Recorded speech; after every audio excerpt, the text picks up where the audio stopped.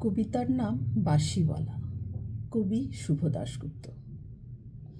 এক বাঁশিওয়ালা এসেছিল, তখন ফাল্গুন মাস।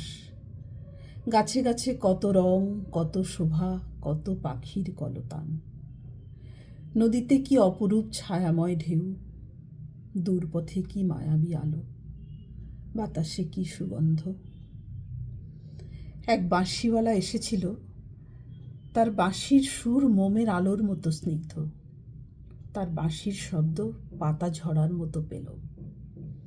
তার বাঁশি কি করুণ, কি মোহময়।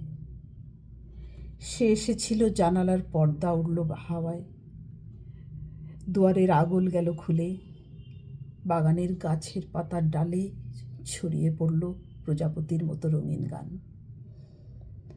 আমার তখন অনেক কাজ, অনেক, ঘর, সংসার, সমাজ, পরিবার, দায় দায়িত্ব, অনেক অনেক। মন টান চান করে উঠল। ভেতর থেকে কে যেন ঠেলা লাগালো, যাও যাও, দেরি করো না। কিন্তু আমার দেরি হয়ে গেল।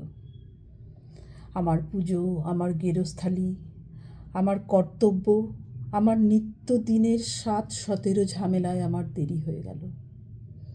যখন সব সেরে, সব চুকিয়ে ছুটে গেলাম বাইরে, বড় দরজাটারও বাইরে, রাঙা ধুলোর বিষণ্ণ পথে, তখন বাঁশিটি পড়েছিল ভাঙা, সুরহীন, স্তব্ধ। গোধূলির সোনালি আলোয় বাঁশিটিকে দেখে মনে হলো যেন এক ঝরা পাতা বুঝি।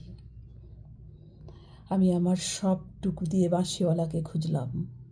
সন্ধ্যা লগনে আকাশে ফুটে ওঠা প্রথম তারাটি বলল, আমি এখানে, কিন্তু আমার দেরি হয়ে গেল।